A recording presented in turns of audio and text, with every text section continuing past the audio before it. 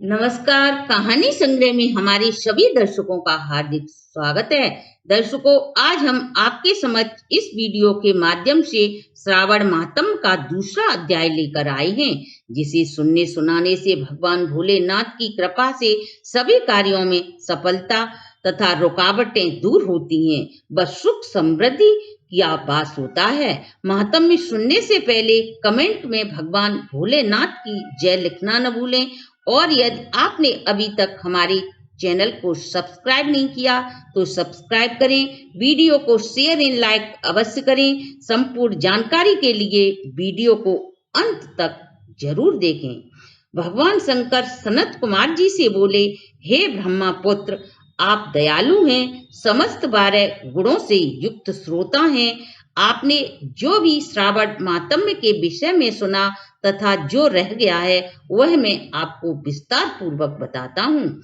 आपके पिता ब्रह्मा बहुत ही उद्दंड थे, इसलिए उन्हें अपना 5वां सिर गंवाना पड़ा और फिर वे मेरी शरण में आए। अब मैं जो कुछ बताने जा रहा हूँ उसे एकाग्र होकर सुनो। श्रावण मास में नियमों का पालन कर व्रत रखकर 4:30 बजे भोजन करना चाहिए। 1 माह तक रुद्राभिषेक करना चाहिए तथा इस माह में अपनी प्रिय वस्तु का परित्याग कर देना चाहिए।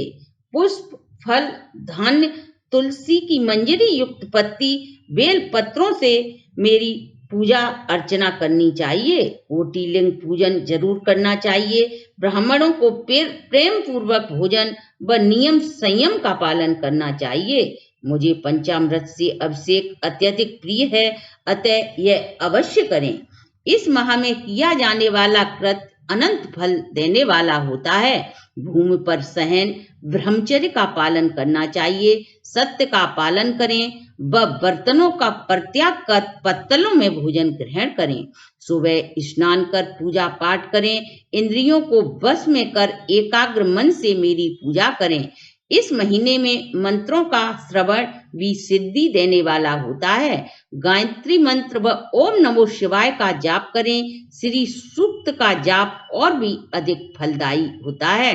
गृह यज्ञ, कोटि होम, लक्ष्य होम, आयुध होम करने पर मन वांछित फल की प्राप्ति होती है।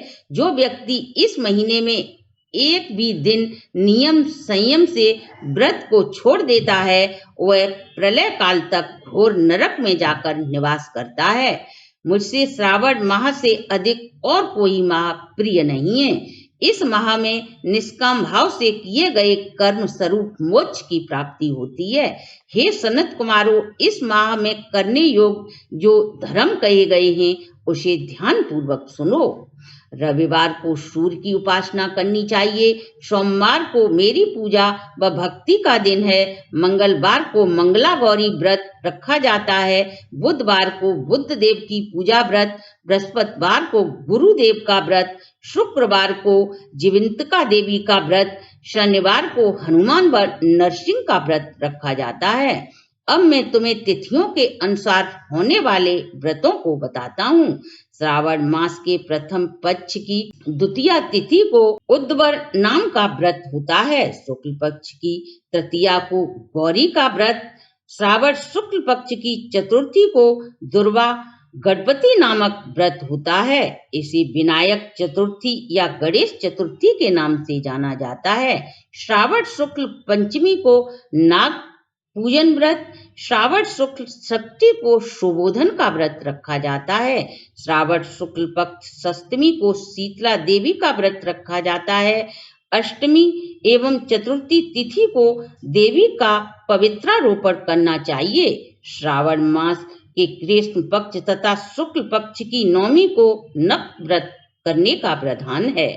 शुक्ल पक्ष दशमी को आशा भगवती नामक व्रत किया जाता है। कुछ व्यक्ति श्रावण माह की दोनों एकादशी को आशा भगवती व्रत रखते हैं।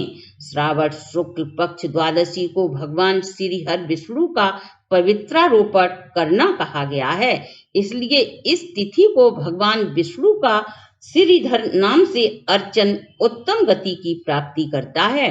श्रावण पूर्णिमा को उत्सर्जन, उपक्रम, शवादीप, रक्षाबंधन, श्रावणी तथा हयग्रीव जयंती मनाई जाती है। हयग्रीव भगवान विष्णु का अवतार माना जाता है। उपरोक्त सातों व्रत श्रावण पूर्णिमा को ही मनाए जाते हैं। श्रावण कृष्ण पक्ष चतुर्थी को संकट चतुर्थी तथा कृष्ण पक्ष की पंचमी को मानव कल्प आदि व्रत रखा जाता है। श्रावण कृष्ण पक्ष अष्टमी को भगवान श्री हर विष्णु ने 16 कलाओं से युक्त होकर अवतार लिया था। यह दिन महोत्सव के रूप में मनाया जाता है। श्रावण की अमावस्या को पिठौरी अमावस्या का व्रत का विधान है। श्रावण की प्रथमा तिथि से लेकर पूर्णिमा तक के अलग अलग देवी देवता हैं।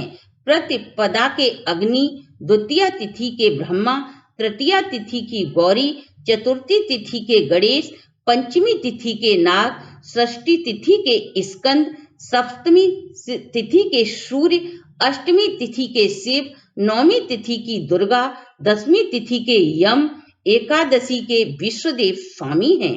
द्वादशी तिथि के श्री हर विष्णु, त्रयोदशी तिथि के कामदेव, चतुर्दशी तिथि के शिव व पूर्णिमा के स्वामी चंद्रमा हैं।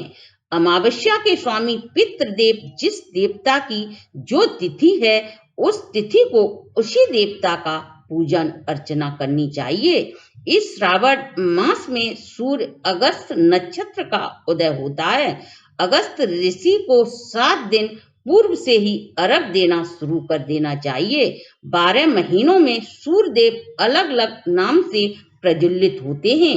श्रावण मास में गर्भस्थ नाम से प्रज्वलित होते हैं, इसलिए श्रावण माह में भक्ति पूर्वक सूर्य देव का पूजन करना चाहिए। श्रावण माह में सब्जियों का त्याग कर देना चाहिए। भादो माह में दही का, अश्विन मास में दूध का और कार्तिक मास में दालों का त्याग कर देना चाहिए।